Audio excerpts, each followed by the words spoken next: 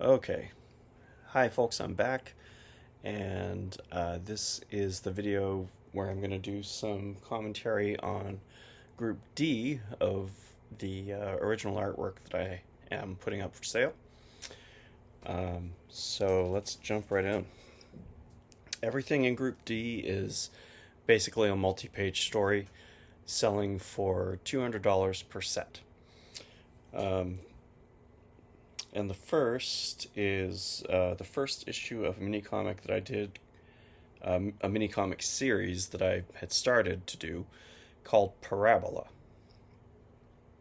Um, just like the name, really. And the first issue was called Relativity. Um, it's a silent story. There's no dialogue. It's basically showing the kind of intersecting paths of an alien civilization that's watching our planet and sending a vessel to check us out, basically, while our entire history plays out during that whole journey, because of course space is very big and takes a long time to travel through. So anyway, this is 4 pages, and just like Stolen Car, they've been pre-imposed. You can't just read them sequentially. You have to make a copy and fold it and staple it and read it that way.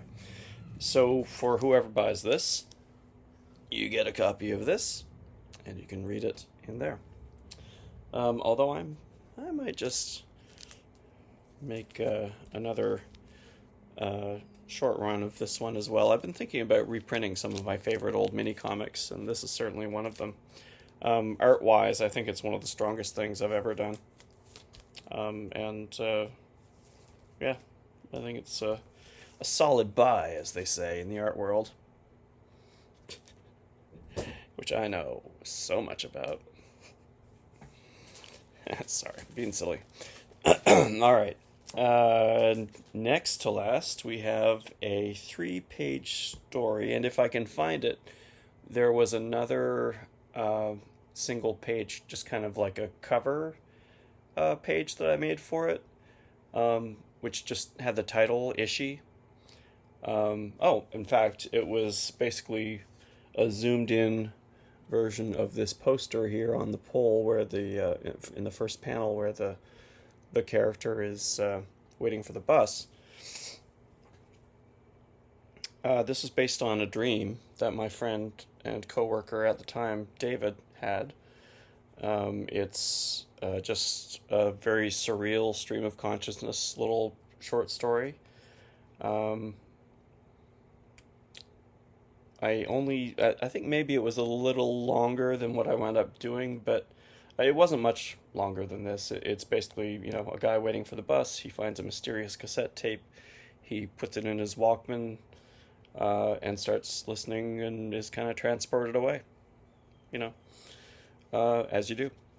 It is done entirely in pencil, aka graphite, with some kind of special effects throughout, achieved by erasing.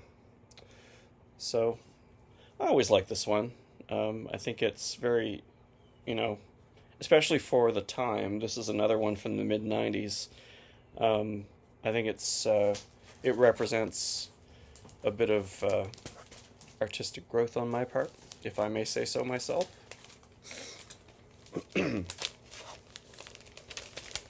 Pack all these away properly too before I ship them out to anybody.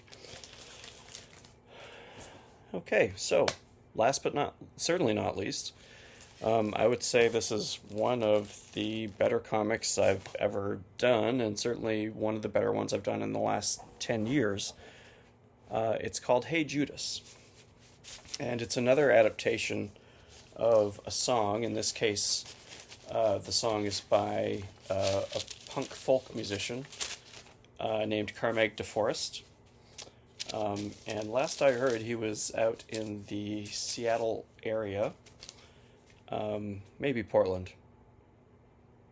Seattle, though, I think, because the reason I became aware of Mr. DeForest's work is through my old friend Steve Rustkowski, who is a music writer. He would back in the Appa Centauri days when I was doing a lot of zines through that kind of uh, channel. Uh, he would send me mixtapes of different music that he liked, and one of them included that song, which was basically a protest song against Ronald Reagan. That's when it was released. Was in the I'd say about 83, maybe 84. Well into Reagan's term, and we could all see, what a bastard he was, and the kind of direction things were going in if he remained in power. So in the song, the narrator is saying, "Hey Judas, what are you doing down here?" Meaning hell. And then they talk about how Judas got there by betraying Jesus. The next verse is, "Hey Adolf, what are you doing down here?" Of course, they're referring to Adolf Hitler, one of history's greatest monsters. And then the third verse is about Jim Jones, the leader of the cult who all drank generic Kool-Aid and sadly were basically sacrificed to a cult. And then the verse after that was about Reagan. So what I did for my version was to update it to basically replace and rewrite the Reagan verse to be about Trump. And it actually didn't need that much rewriting. Trump is just going farther because there are fewer checks against him at this point than there were with Reagan. But yeah, there's a lot of similarities.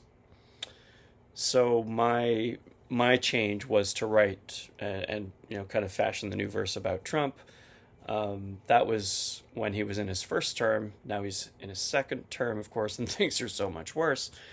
But I haven't. I mean, the comic is done. I'm not really going to revisit it.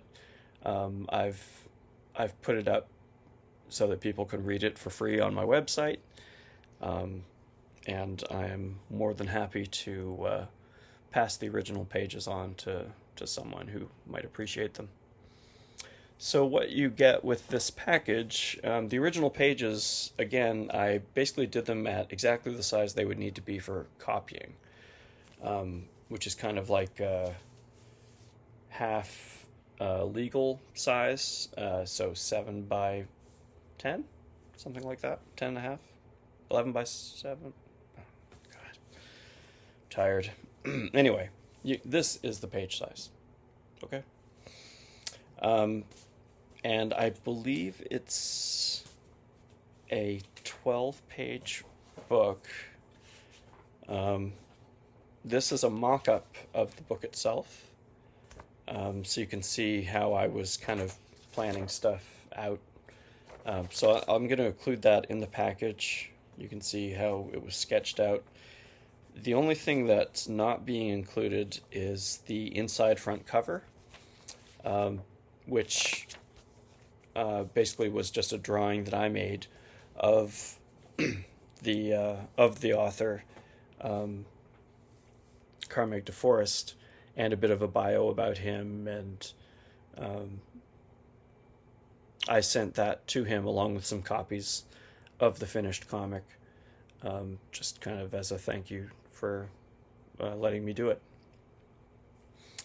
So what is here is basically all of the pages of the comic, along with sketches that I did beforehand. And it seems like the working method that I did was to kind of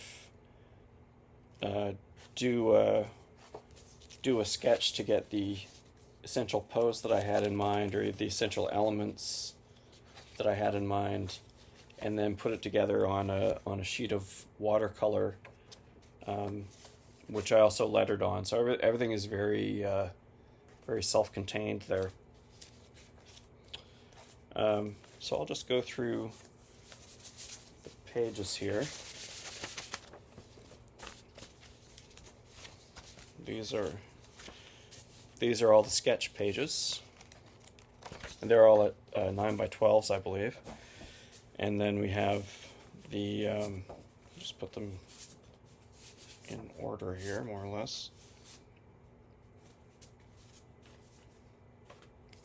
There. So yeah, here's the cover, making a bit of a pissing Calvin joke there. He's pissing on the Constitution. Someone should make that hat. Someone convince Trump to make that hat. It's not like they're going to sue him anyway. They let him get away with everything. So that's the cover. And we go right into a Judas, who, of course, hung himself. Adolf, speculating on what his hell might look like. Jim Jones, again, speculating on what his hell might look like. And Donald Trump, speculating on what his hell might look like. Climbing a mountain of broken TVs, none of which show his face. And then, so the song from there expands on what a terrible person Trump is. So there's some pages just kind of depicting that. There he is. He wants to press the button to go up into heaven, but that option's not open to him. His tiny little hand has got to push the down button. Sorry, Donnie. And here's an image of what his grave might look like. A golden toilet that anyone can come and piss on his grave. It's kind of poetic. And then finally, the last verse of the song is Ronald Reagan is burning in hell with Judas, Adolf, and Jim. So I basically adapted that to Trump. Donald Trump is burning in hell with Judas, Adolf, and Jim. And everyone who is left behind is having a lovely time in what used to be the site of Trump Tower. Now it's Obama Park. And there's lots of queer and people of color families having a nice time now that Trump is gone. It's a sweet dream, you gotta say. So after that, we have a little page I made, just a bio for myself. You're welcome to have that. And then the back cover is Trump getting pissed on by Putin, which has almost certainly happened. These fucking freaks. Anyway, that's the last page. That is the end of Group D. Thank you very much for your patience and for watching these videos. Thank you very much for buying or trading for any artwork that you might like. I look forward to speaking with you about that and making some new stuff. Thanks. Bye-bye.